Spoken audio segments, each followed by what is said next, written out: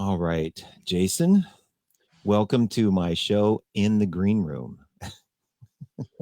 Thanks, Jeff. It's good to be here with you. Um, I wanted to, and we were talking a little bit ahead of time, and I want to jump right into it.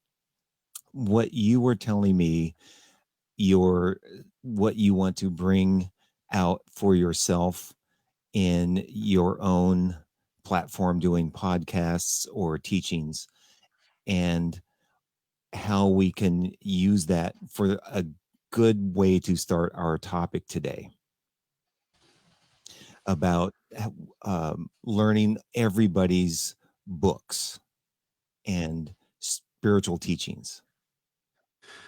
Yeah, I'm at a place right now in my life where I've completed the study aspect of my journey through Agape's Michael B. Beckwith School of Ministry.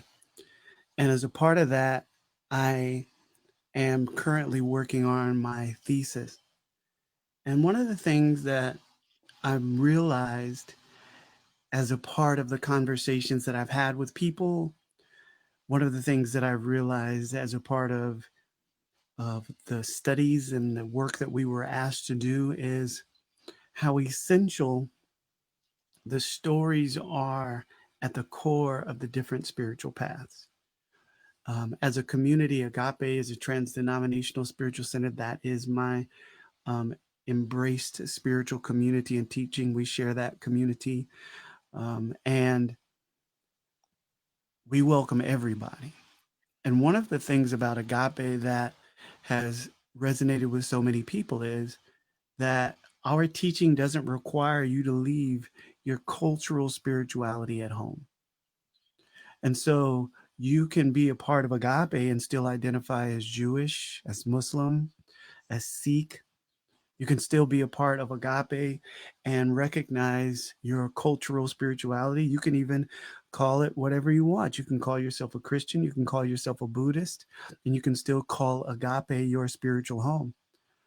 The teachings of Agape, which were birthed from many traditions, but primarily from religious science, hold at the core of all of the teachings, at the core of all of the teachings, that they're all teaching the same thing, Mm. that they're all teaching about love, that they're all teaching about peace, that they're all teaching that there's a force underneath all of life.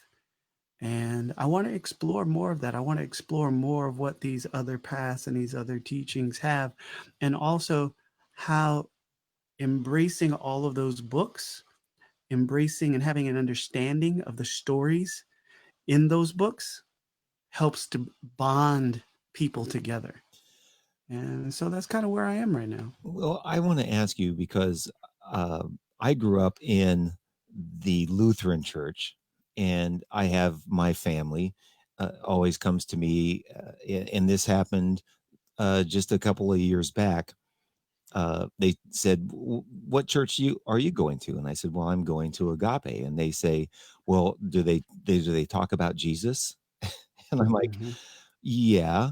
Well, do you talk about Jesus as your savior? And I'm like, well, and they go, "Oh," they stop me. Well, do you know that you need to be and it opened up this conversation in which, and this is going to lead to what you were just saying. It opened up this conversation where I said, when I go to your church, when I go to the Lutheran church and I walk into the bookstore, I see one kind of book, only one Mm-hmm. way of teaching. When I walk into Agape's bookstore, it shows teachings from all of the religions in all different ways. And I agree with that, that in order to be a spiritual presence now, I'm trying to learn all of that stuff as well. What would you say to those people that say we have to be the whole Jesus thing? I don't quite understand that myself.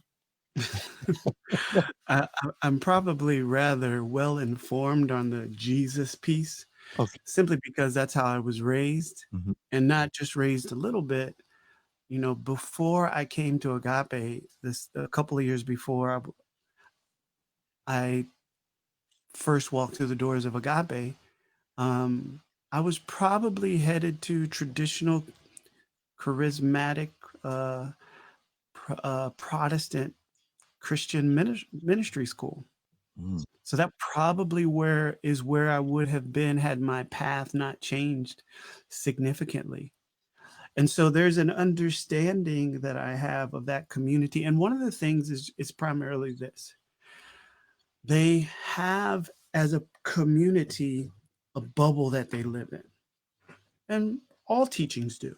Even Agape as a wonderful community is still in a bubble, except for its bubble is a little different than others. Mm. The bubble that Christians live in is one that says, this is our book, this is our teaching, this is our teacher, that's it. There is no room for anything else. There's not room for another idea. And few Christians study its origin and history. So there was a time period in my life where I was very Christian, what I call my super Christian phase. And then there was a time where I had a lot of questions. It was at the end of a marriage, and there was a lot of change that was going on as a result of my divorce. And I had a lot of questions. And when I was invited a couple of years after that into Agape, I've been at Agape ever since. And the first thing about Agape that I recognized when I walked in the doors was that everybody was here. And it wasn't just everybody ethnically, it was everybody culturally. It was every sort of style. You had people that dressed like the old mothers in the church with the hat on.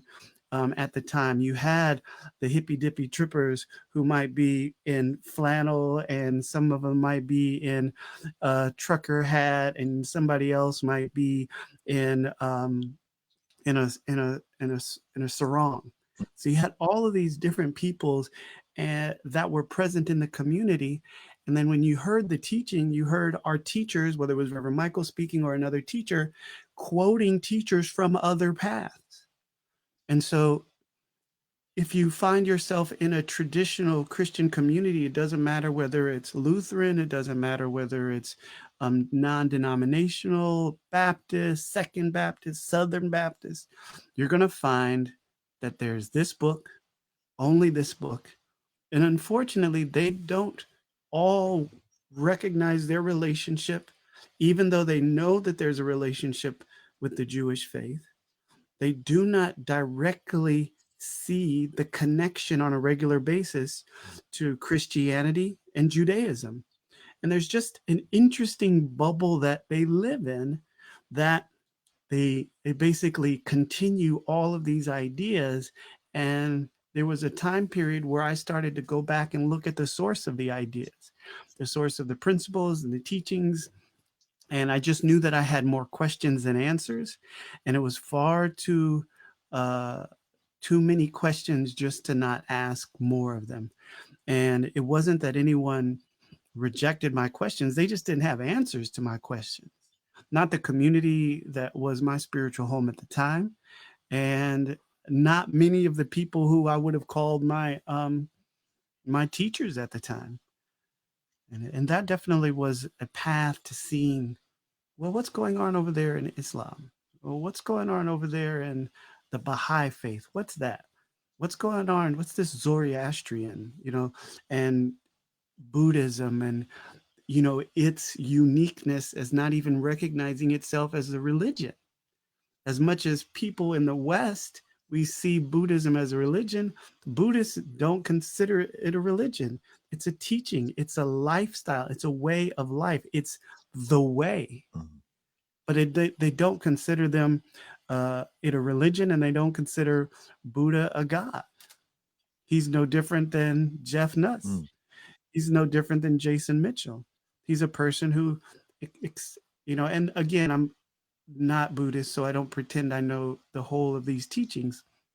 But the idea that I'm aware of is that he's someone who answered a spiritual calling and did his work on his journey and attained what they call enlightenment in nirvana, and transcended the limited ideas of the world that we're all still living in. Mm. I when I got to Agape, it helped me sort of form this idea and it of the God as I understand him. And when I spent some time with that and started getting this whole idea of God is in us, we're all one, and we're all part of the same made up of God. And from that, I said to my family when they said, "Don't you see Jesus as your savior?" And I said, "No." And they said, "Well, how do you see Jesus?" And I said, "I see Jesus as we're one and the same because we're all made up of God. So we're brothers. We're all part of the same substance." Yeah. And they flipped out. They're like, like, "Oh my God. Oh my God." Blasphemy. And you what I don't really, I read the Bible a lot when I was a kid, but in the last few years, I don't have the ammunition to quote Bible verses to describe to someone like that how I got to my decision, other than it just feels right with me. That's the only way I can describe it. When you have a conversation like that, how would you what say to them? What do you say? Mm. I don't know. I mean, it's interesting because it's like I remember having I remember unintentionally starting this conversation with my mom Oh, on my cell phone in the middle of the grocery store. Just like knowing that I couldn't end the conversation and knowing that I didn't want to walk out of the grocery store because I had my little basket that was half full of stuff. So I think I stood in an aisle for like 40 minutes having some version of this conversation. So this is where I'm at with the idea of salvation, right? It's an interesting thing. My brother I have this wonderful brother, Kanata, and he's considers himself spiritual, but subscribes to absolutely, as far as I know, no particular faith. But he recognizes that there is a something.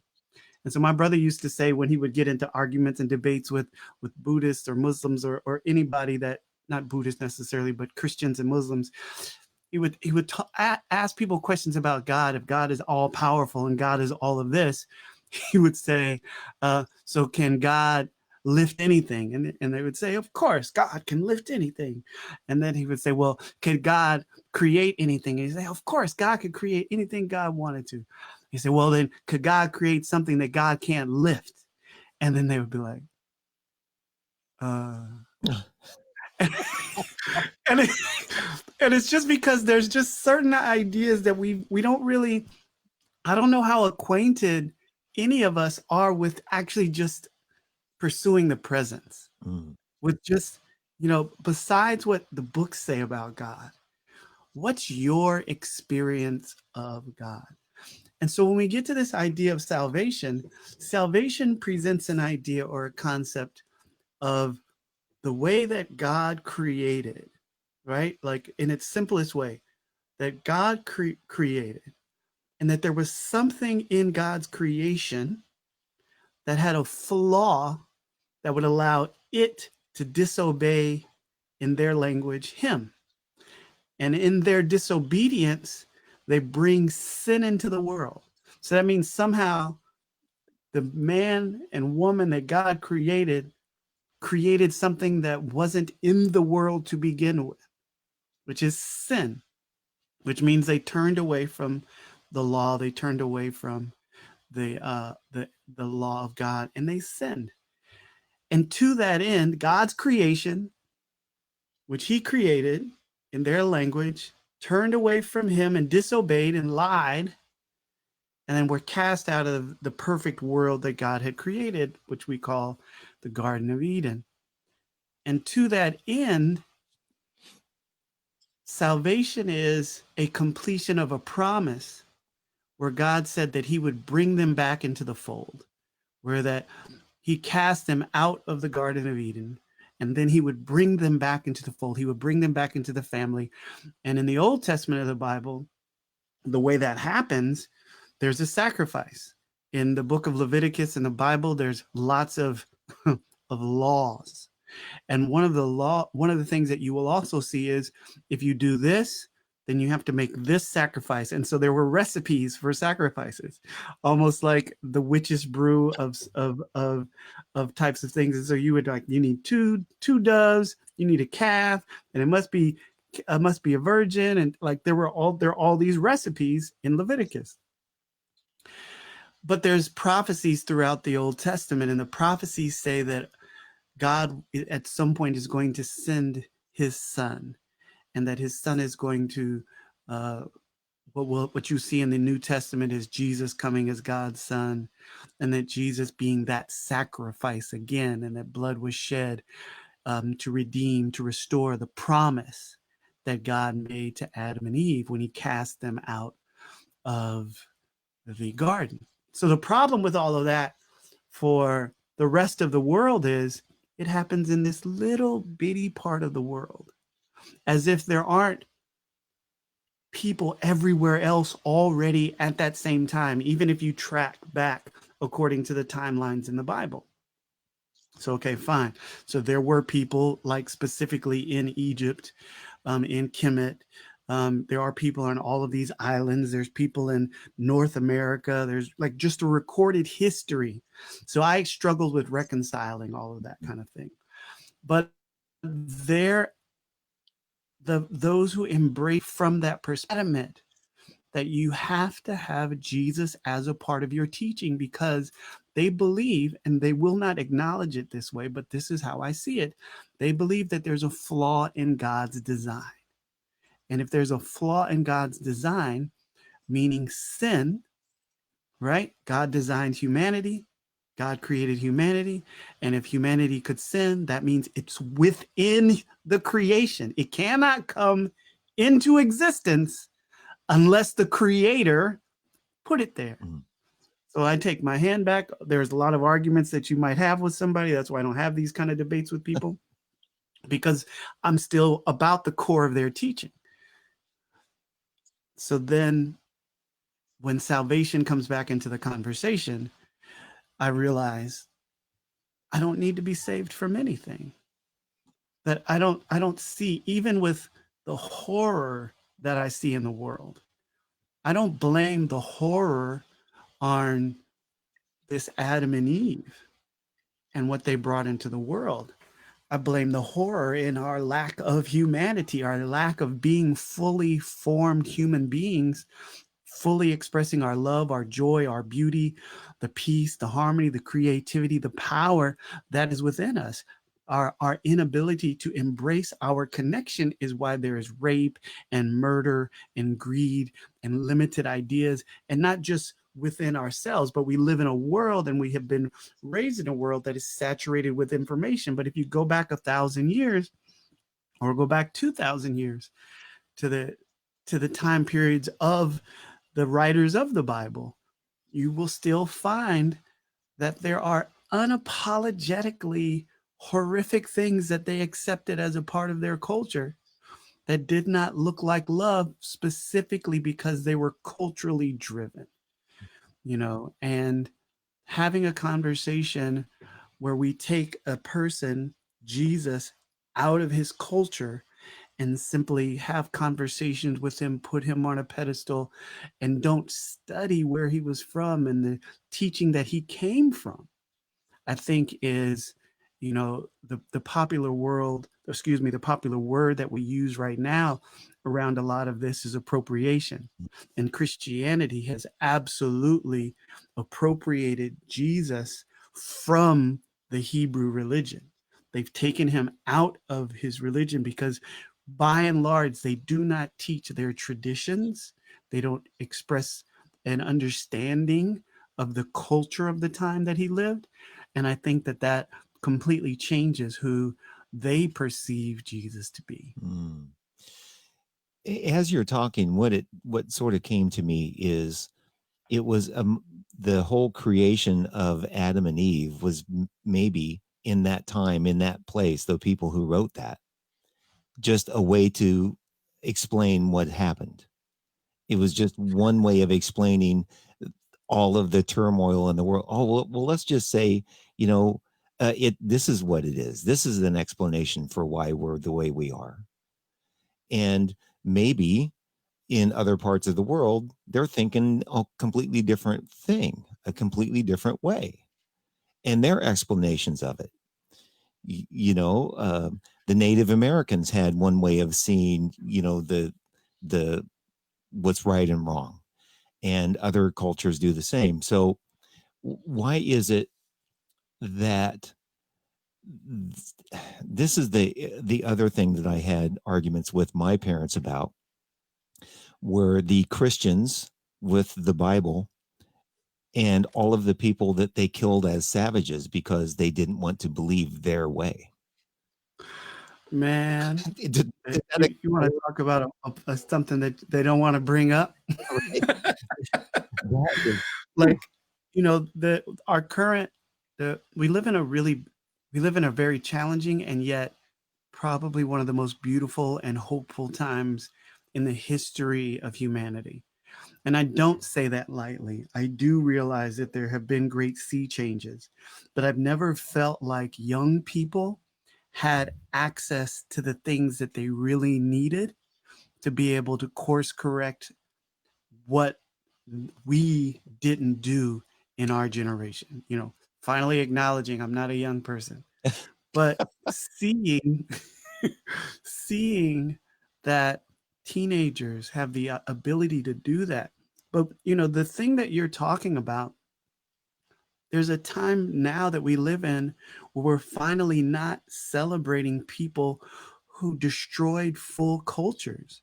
Right now, they're switching in many different spaces in America, switching out Columbus Day finally because we've been honest about how he sick dogs our native people, how he raped and pillaged native people, how they poisoned native people and brought them disease blankets and did all of these things.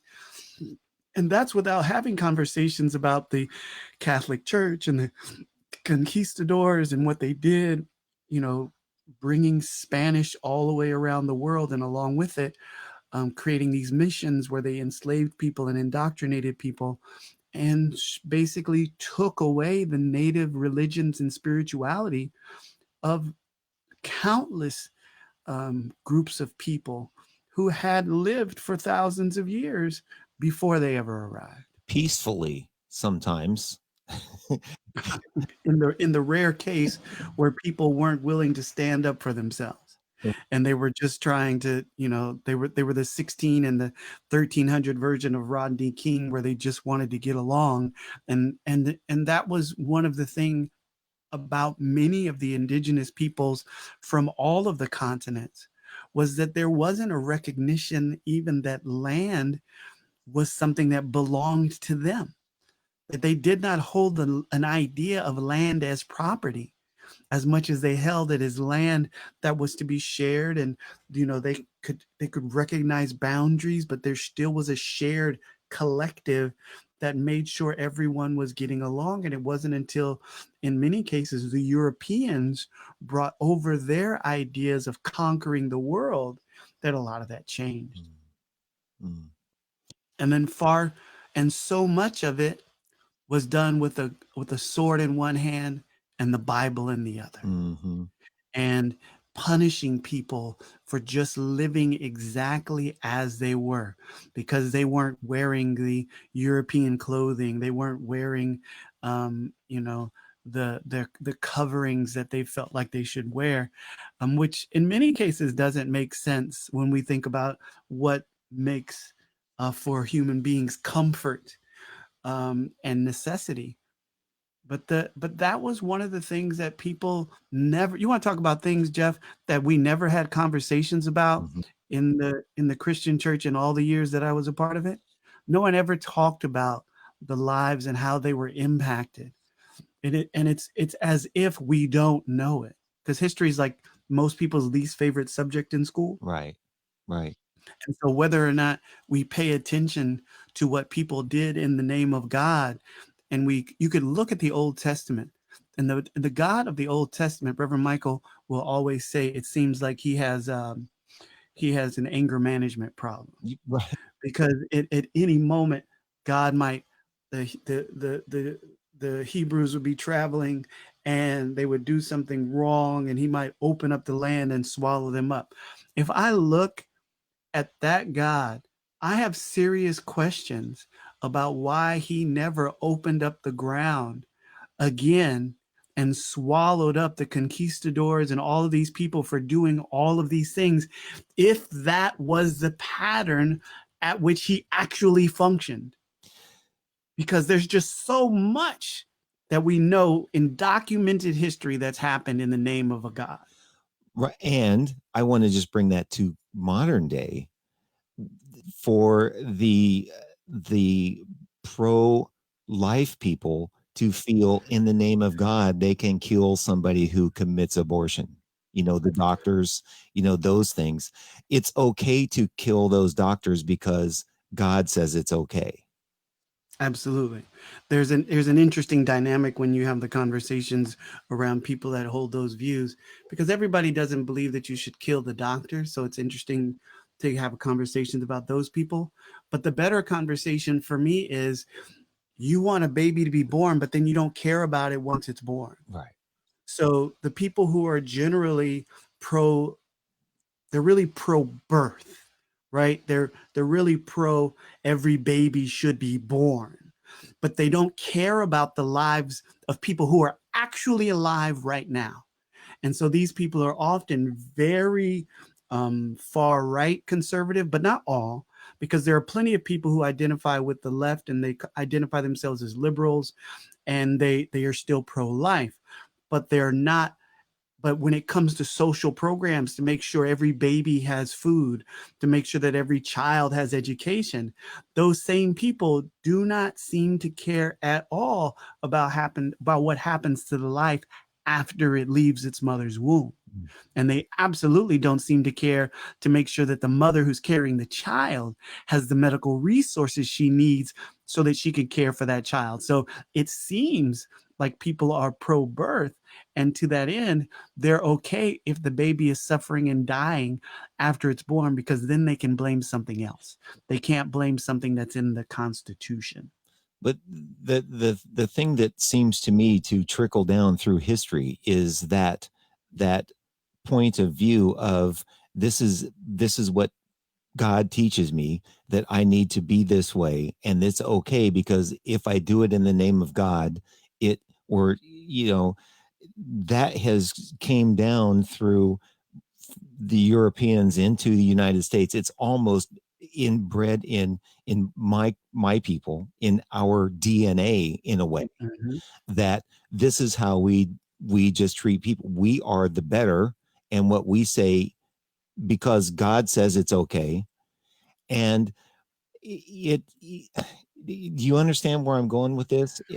Yeah, I mean, for a long time, especially when we go further back in history, the whole idea of, with the kings and the leaders in Europe, they would always recognize themselves as God's ordained leader.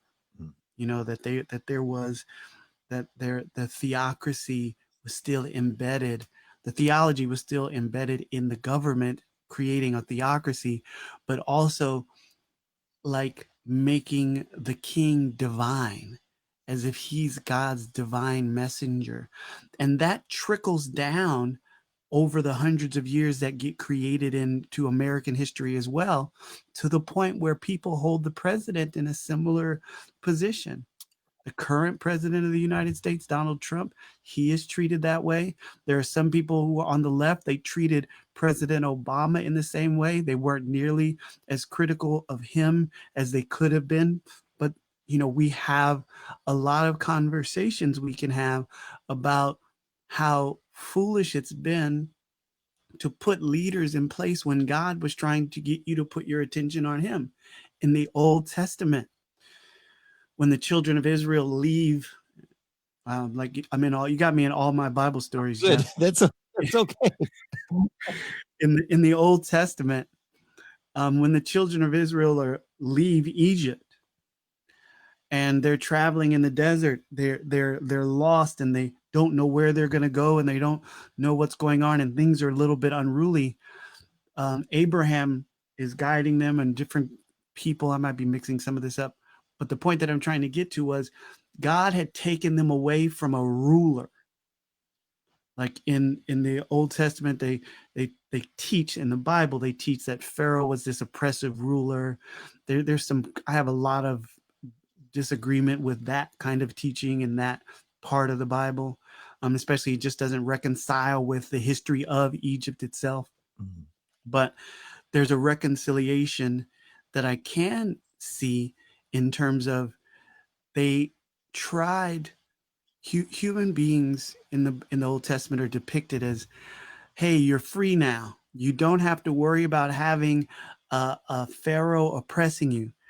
And eventually they beg God. And I believe that they're begging Abraham. I could be getting the names wrong. To give them a king. They beg him to give him a king because they can't imagine leading themselves. They believe that if God gives them a king, everything will be all right. And that's where King Saul comes from. King Saul is the king before King David. And so you see that there is it's really a powerful teaching if you'll just stick to the teaching. Mm. And how so often that there is some part of human nature that doesn't want to take on its own life. There's some part of human nature that wants to default to somebody else being in charge of these big decisions and these complex ideas. And that we do that today. We do that in so many ways where we kind of just give our checks and we give up the checks and balances against the US government, even elected officials that we support. There were a lot of people that wanted to apply checks and balances to President Obama while he was in office. And yet there were a lot of people who just would not allow that. You can't say a bad word about Obama because he's the first Black president. He was doing a lot of good. And there's a lot of bombing and destruction that happened under his administration that is hard to reconcile. Mm. And so there's just wonderful lessons in those teachings if we'll take them off the shelf and into our heart. And so that kind of loops me back around to where we started, is just really having this opportunity to see that all of these teachings are sharing some powerful wisdom. If we will, one of the popular terms right now is decolonize them. But even better than decolonizing, if we will just take the divinity out of the pages and into our heart. And I don't know what the word would be for that, but if we would simply realize that the book doesn't mean anything, it means nothing if we don't live it. And so many Christians, if they would actually live their teaching, so many Buddhists, so many Muslims, so many people of faith, if they actually lived their teaching, the world could change in an instant and nobody would ever have to change their faith. Mm. If they would go to the core teachings of their faith. If you ask anybody of a particular religion what they believe, you ask for maybe the top 5, right? The top 5 principles or ideas or concepts that they believe, and then ask them if they're living them. You're probably getting not passing grades if we use that old traditional academic scale, because there's just not enough of us that are prioritizing the principles that God in these teachings have asked us to prioritize. And that would be, I've got a couple of things that I think about when you say that. Is the first and foremost is loving our neighbors. And what does that mean? What does it mean to love my neighbor? Does it mean when he's in to just only care about him if he's needs help, and maybe he doesn't need help, maybe he's okay? Just how far do I go? I put conditions on it immediately. you know does it mean this is one thing that always has stood out to me, and I know I don't want to get off topic, but I was standing next to you in church one day and I said, man, I just feel like a conduit. The money comes through me and right out to other people. And you said to me, well, isn't that wonderful that it works? That's what you call circulation. And I went, wait a minute. No, no, no, I want it to stick. but but but that's one of the things. It really is. That's how everything flows. Absolutely. I mean, you're an engineer, so you know about circuits, Right. right? And you know that the circuit has to be open for the energy to flow through it. You can close the circuit, you can open it. It's basically what happens if I press the mute button on my microphone right now. It closes the circuit. If I undo it, it opens the circuit. And that's what we are. And see, the thing that I get enthusiastic about is the idea of what it would look like if we were all open, Mm. right? If we were all open. And that's not just for people who are greedy. Some of us are closed because of our trauma. Some of us are closed because for about 8 years, I worked in homeless services downtown on Skid Row. And as a part of that, I worked with another wonderful organization called Community Voicemail, back when having a voicemail was cheaper than having a cell phone. Mm. And so we would provide services to the homeless that in that area. And at one point, we had our annual conference, and at the annual conference, we had a person that really taught about what a poverty mindset is, or what poverty mentality is. And you actually see that amongst people who would not necessarily consider themselves poor or even raised poor. But what we talk about in Agape and how it compares is it's an idea of scarcity. And so there are all of these actions that we take because we believe that there is a limited supply. And not only a limited supply, the poverty mentality, some people, because they witnessed the money and the finances of their family being stripped away, that they operate in life as if it's going to be taken away from them and there's nothing they can do about it. Some people, when the poverty mentality shows up, is they don't spend anything. They take care of all of their priorities, they take care of everything else, and they can't even be kind and generous and charitable, even when it wouldn't affect them at all. But they don't see that there is a place within themselves where they're holding so tight that they can't allow good to flow through them. They may have a lot of money, but they're closed off in other areas as well, because for some people, giving is a great access point to joy.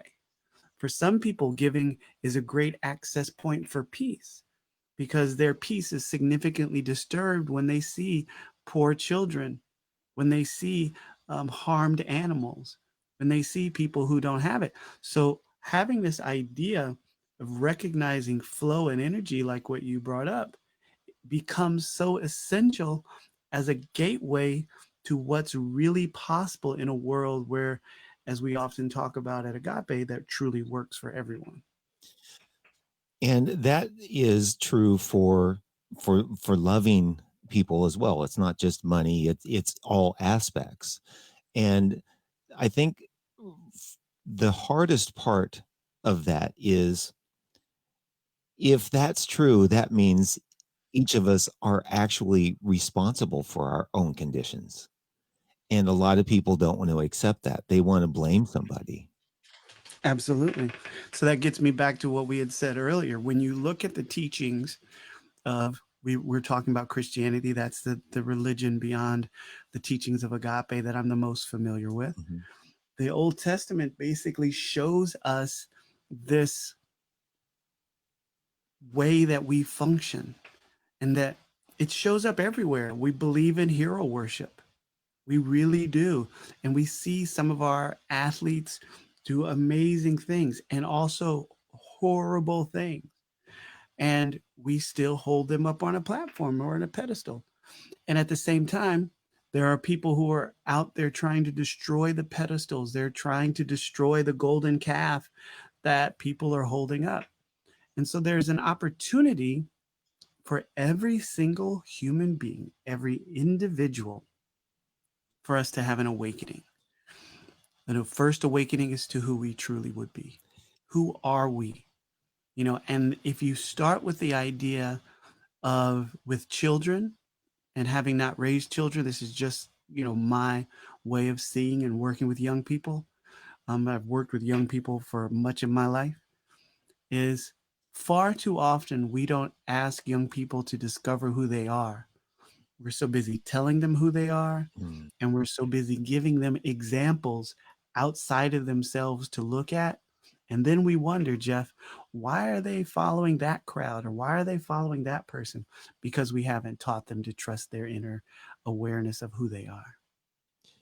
It seems sometimes with parenting, well, a lot of children, their parents are sort of checked out, that uh, they want to squash the idea of the child having its own mind, having its own personality, having its own thing. You've got to be the way I want you to be. Mm-hmm. That's the traditional kind of way I was brought up. My parents were trying to make me in the likeness of them. Absolutely. Uh, I don't know why I just was instantly rebellious. I was a problem kid because I didn't want to be like them. you know, you're a problem child. They took when I was in kindergarten. I was like 5 or 6, and they took me to see a therapist, a psychologist, because they thought I was a problem kid because I didn't want to be like everybody. Mm-hmm. And I think one of the things, maybe this is something that's starting to happen now, where people are now taking a look at all of this. What are we teaching our children? What are we keeping them from learning? What do we need to open up and learn about our past, and how do we allow people to be themselves? And why are we so afraid to let somebody be who they are or get to know who they are? What is so fearful about Absolutely. that? The first thing is, the first thing that comes up for me in response to your question is, human beings are generally afraid of the unknown. Hmm. So the unknown and the unfamiliar, it sets them off, because we think we function in the world as if we know what we're looking at. We don't question if we see a tree, if we're really looking at a tree. We don't question if we see two people screaming at each other. We assume they're arguing. There are just certain things and pictures, and it's our programming, it's our life experience.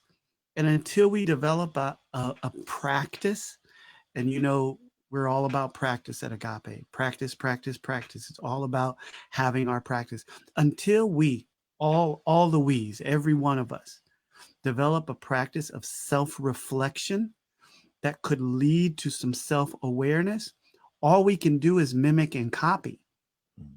Our parents, and parents in general, are doing the very best they can with what they have. Now, the parents of your parents' generation, I don't know how old you are, but your parents are probably around the same age as my parents, give or takes, 5 or 10 years. Mm. And their generation didn't have any conversations about the mind, No. right? Yeah. And so for hundreds of years, the majority of humanity, if not more, hasn't spent any time developing the inside. Kindness, compassion, empathy are great words in our current culture, but nobody in the 60s and the 50s and the 1800s was talking about uh, developing those sort of qualities in your children. And yet, what we see now, again, I think we're living in one of the greatest times in the history of humanity. What we're seeing now is we have an awareness of the psychology. It's not perfect, but we know some things about how the human mind functions. We know some things from a spiritual aspect that we're still not even our mind. We have a mind, it processes the world, but we can witness the mind and its processes, and we can change them. Mm. For much of our world, we were trying to memorize and learn things, and we thought that the key to life was knowledge. And so at a certain point in the 20th century, in terms of educating children, trying to get them to learn and to know the same things and to test them, and to believe that if they all took the same test, we would know more about them. And then because of how they tested, we could decide what our future would be like. And yet, none of that is true. Mm. None of it is true. It's not even mostly true because human beings don't test the same way. Human beings aren't, tests are not a very good measuring stick of someone's future because as a child, even as a teenager, a young adult, you still don't know enough about yourself to even determine what you want to do for a career. And so the structure that we currently have says that, and we wouldn't knowingly do this, that an 18-year-old or should generally know what they want to do as a career. So they should be forced to go into an educational experience where they're spending money that they'll have to pay back for the next 20 to 30 years of their life in order to have an education for a job they may never get because that may not really be what they want to do. And so the systems that we are indoctrinating our children in, the structures that even us adults who know that it's not working.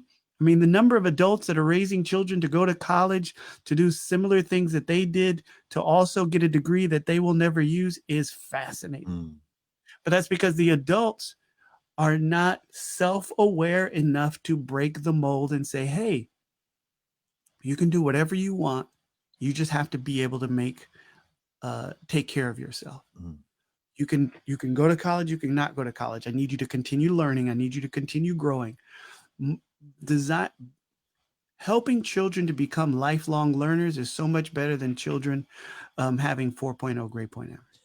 Well, the other thing that I think we have to guard against in that aspect is it's not important if you have the nice car and the nice house.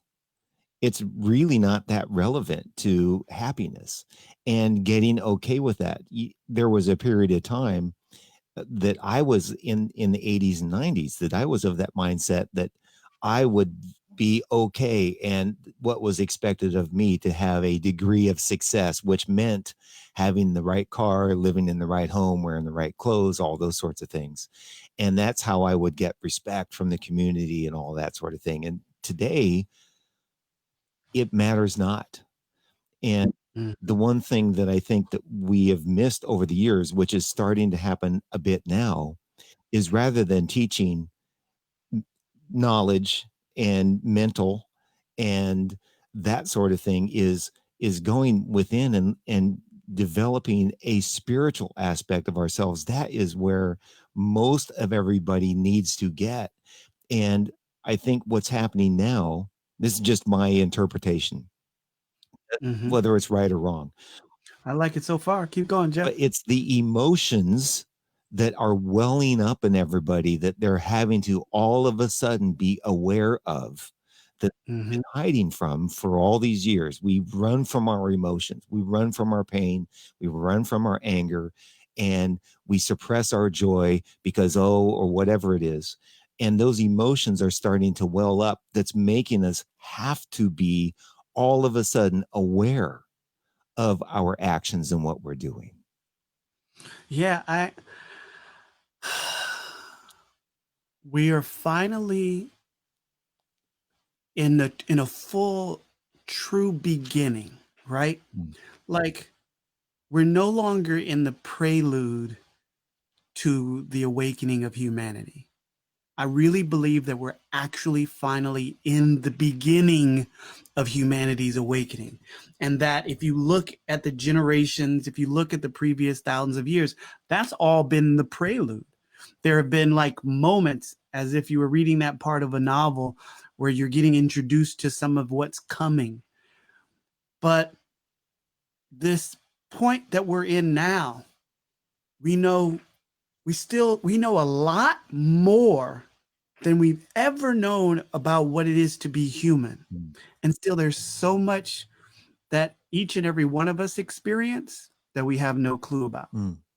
My favorite explanation is we know a lot about the liver and the heart and how these organs function. We know how the physiology works. We've been studying the body for a long time. And for the past 100+ years, we've been studying the mind. and yet we still cannot explain dreams. Mm. And to a person, almost all of us have dreams. Some of them very vivid, and people can absolutely to tell you to the detail of what happened, like they saw it with their eyes open, and yet can't explain it. Can't explain the phenomena of dreams. And there's work that's being done around dreams, but there's also just this awareness of how in this current era the old ways are coming back. So indigenous traditions are being reintroduced into culture. I don't remember anybody talking about sage when I was a kid, but I definitely have some sitting right here next to me. I don't remember people talking about essential oils when I was a kid, but I definitely have some sitting right here next to me that I'm going to put in a bowl of water a little later. And there's just a lot of returning back to traditional culture, not to say that the religions of the world are going to fade away, but I'm really having a sense that we're taking the teachings of the master teacher, Jesus Christ, and we're taking the teaching of Gautama Buddha, and we're taking the teachings of Muhammad, peace be upon his name, and we're taking the teachings of all of these traditions, and we're seeing how God has expressed on the planet. And we're seeing now, because there's nothing that could stop me from having a conversation with somebody in South Africa right now. There's nothing that could stop me from having a conversation with somebody in Thailand right now. There's nothing that's going to stop me from having a conversation with someone in Japan right now. And to truly connect heart to heart with those individuals, and to be able to find and discover the richness of who they really are beyond the material world, beyond college degrees and jobs, beyond gender or sexual orientation or identity, beyond all of that, I can have connection with people where I really get the opportunity to sense what is God doing as Jeff? Like what's like, oh, like almost just I just get this sense of just, wow, God did Jeff, and God expressed as Jeff, and God is parenting as Jeff, and God is loving and creating and engineering and shifting and allowing inflow and outflow as Jeff. Wow. And to really embrace that. And I get that we're in a world now where that's becoming more okay than ever before, even as the old version of society is fighting Oh, it's fiercely it's fighting. It doesn't want to let to survive. it wants to hang on. It's fighting. You know, while you're talking, it just the one thing that stands out about what Reverend Michael says always, I just repeat this.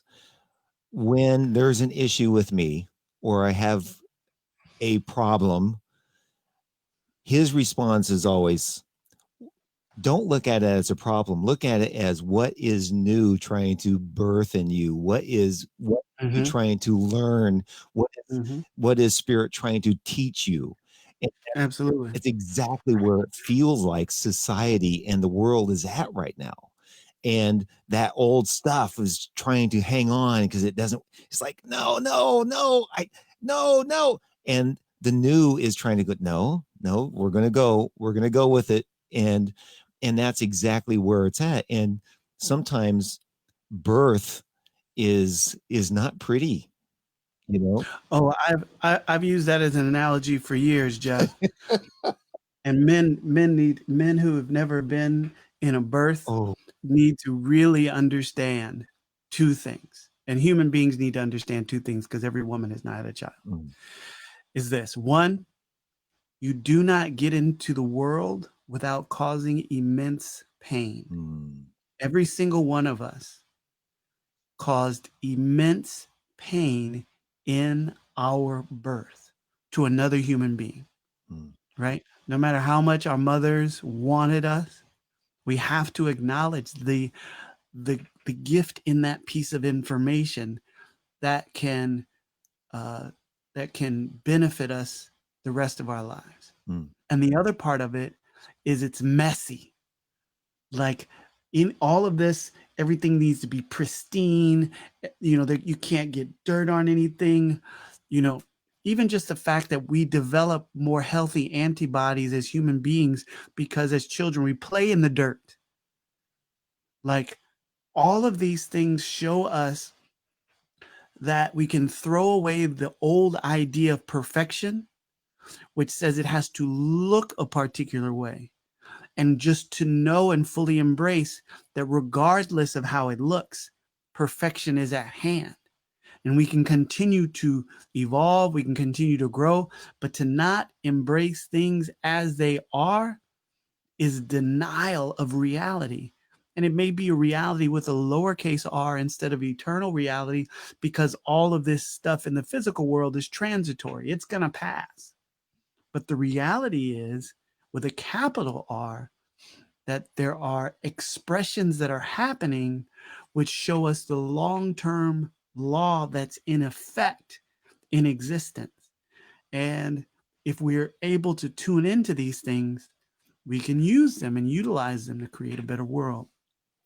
And that's what we're coming up on an hour, and it seems like we just started. I mean, we could get there's so much we could get into, but let's what I would like to leave it with is that hope, that long term. This is what I was thinking about this morning. Is with all that's going on and all of the weight of everything from the COVID-19 to no work and the unemployment to the protests and the government and all of that, Mm-hmm. and we're feeling it. um, how do I go inside and find that, and don't let it get me off center? Let me find my spirit and stay aware and stay centered and find the serenity. Where do I find the hope, and what do I hang on to pull me through this and be a better presence on the planet? Well, here's the recipe. Okay. Um, the first step is going to be to listen to what's going on inside of you. And most of us don't know how to do that. Mm. Most of us don't know how to listen to the conversations and the dialogue because some of the stuff that we hear inside our head, we don't like. It's not all beauty, but the thing that you can do is realize that you're not just the things that are going on in your head. You are that which observes them. And so, if you can get to that place where you see the fear, you see the worry, you see the anxiety, you see the doubt, and then you can also say, I see the worry, I see the fear, I see the doubt, I see the anxiety, and I know it's not me. Then you can take step two, which then brings you to, well, what do you do in the midst of that? What am I trying to do? Am I clenching? Am I breathing? I'm checking in. I'm all twisted up in knots. Let me return to my breath. And so then I'm present. But you have to develop that as a practice. So you may only do that in small increments of like 1 to 3 minutes when you first start. And then what you'll find, and I remember when I was really studying meditation for the first time, I was still working downtown on Skid Row, and I would be in meetings and I would be so irritated and I'd be so annoyed. And then suddenly I became aware that I was irritated, and I was aware that I was annoyed, and I was aware that I wasn't getting out of this meeting. So I had a choice. And so I could choose to be aware of my annoyance, be aware of my frustration, and not express it, not feel it, not that I'm shutting down my feeling receptors, but that I pull back far enough so that I really feel me that's having that experience that can then allow it to dissipate. Having a practice of self awareness, self reflection can change things instantaneously without delay so that you can then free yourself up to do and be and bring into your consciousness what you want to bring. I can then bring into my consciousness the thoughts about my daughters. I can then bring into my consciousness the thoughts about a favorite music that I like to listen to. I can even maybe sing it in my head while I'm doing all this stuff and still not lose track of this boring meeting. But with everything that's going on in our world, meditation is more necessary than ever. And it doesn't require you to sit on the top of a mountain in, a lotus position for 4 hours. It's just a moment where you can be keenly aware that you're being breathed and that you're aware in that moment that you have everything that you need. If you can have that for a 16th of a second, you can begin to interrupt the patterns that can seem very oppressive that can come from within our own minds. Ah, that is a beautiful way to end and it's just a little over an hour. And I just want to invite people that as they're watching this, that you can watch it back. It'll stay on my Facebook page. I'll post it on YouTube. And also, you can listen to it as you would a podcast. You could put it on and play it and just listen to it while you're out walking. And you've said so many things, and we've just scratched the surface on some of these things, especially the Bible stories and the Jesus and all of that thing, which I could get into hours of conversation with. Yeah. But I just want to thank you for giving me this hour and talking with me, because when this is exactly what I wanted. I needed to talk to somebody about this stuff. And I don't have, we all know a few people that we can really sit down and talk to about it. Mm-hmm. I need to have those conversations more and more, Yeah. especially today. And so I love that. thank you for sharing this hour with me, Jason. Absolutely, Jeff. It's been my honor to be here to chat it up with you, and to even reminisce on some good times and Oh, some wonderful ideas that are gonna be happening in our world. yeah. And do you have a website or something that people can go to you and find you, and how would they find you if they want to? Mostly right now, the content that I have is on Instagram and Facebook. On Instagram, you can find me under Conscious Lens. That's the word conscious, Lens. And on Facebook, if you do a search for Jason D. Mitchell, you'll find my page. Each morning, Monday through Friday at 6:30 a.m., I facilitate our daily prayer call and continue to teach and meet with clients and work with the youth. But they can find content on those two platforms. Fantastic. All right. Well, I'm going to take us out with some really soft kind of meditation, soft music, so we can stay in that vibration that you lifted me to, because I was unsettled earlier today, and I feel more tuned in now than I did before. I love All it. right. Thank you, Jason. Thank you, Jeff.